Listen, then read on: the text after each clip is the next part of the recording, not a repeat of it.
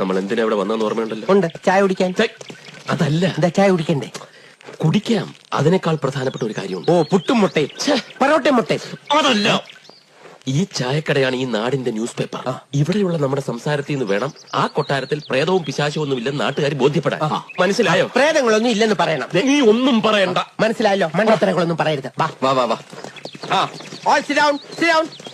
ഇരിക്കേ. ഇല്ല, ഞാൻ കഴിച്ചു കഴിഞ്ഞതാ. അതൊന്നും സാരമില്ല. ഒരു അവലൂസ് ഉണ്ട്, കഴിക്കും, പല്ലിന് ബലം കിട്ടും. ചായയാണോ കാപ്പിയാണ്? അതിനേക്കാളും പ്രധാനപ്പെട്ട കാര്യമുണ്ട്. നീ മിണ്ടരുത്. ചുമാരി. ഇന്നലെ ഉറക്കമൊക്കെ കുറെ നാളുകൂടി സുഖമായിട്ടൊന്ന് ഉറങ്ങി. അതെ, ഒരു പോളെ കണ്ണടച്ചിട്ടില്ല.